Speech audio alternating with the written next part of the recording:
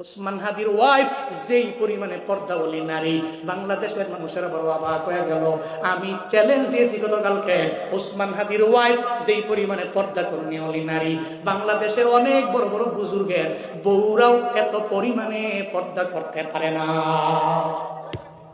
ওসমান হাদি তো দামি, স্বামী নামে কথা বললে আলোচনায় আসবে, আবার সিম্পেথি গ্রহণ করতে পারবে।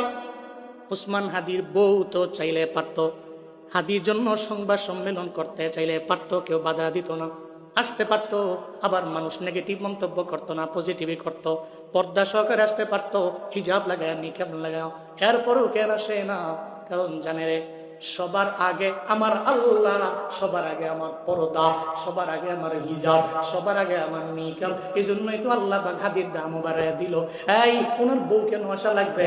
ওনার জন্য কথা বলার মতো লোকের তো অভাব নাই। আজকে জানাজার মধ্যে লাখো লাখো জনতা, এরা কেন আইলো? এই হাদিরা তো কেউ চিনে না, এক সপ্তাহ আগেও তার ব্যাপারে জানতো না।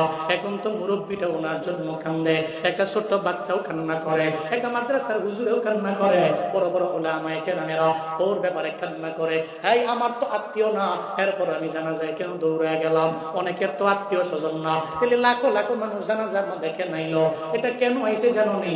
কারণ ঘরের মধ্যে যদি এমন বিবি থাকে যেই বিবি জান্নাতি বিবি, ঘরের মধ্যে এমন মা যদি থাকে যেই মা জান্নাতি মা, এই ঘরের থেকে তো অনেক খারাপ লোক আশা করা যায় না। আবার যদি হাদির মতো এমন সাহসী হয় যারা শাহাদাত কামনা করে, এদের জন্যই তো লাখো লাখো মানুষেরা ভিড় জমায়। আমি আমার জীবনেও আমি এত বড় জানাজা নিজে করি নাই, জানাজার মধ্যে এত লোক আমি দেখি নাই। এত লোকের সমাগম কেন হলো? কারণ জানো নি, কারণ এটা আসমানি ফয়সালা। ওসমান হাদির বিষয়ে এই হুজুরের মুখে শুনলেন। যদি ভিডিওটা ভালো লাগে লাইক কমেন্ট শেয়ার করবেন এবং পাশে থাকবেন, এবং এরকম ইসলামিক ভিডিও পেতে আমাদের চ্যানেলটি সাবস্ক্রাইব করবেন।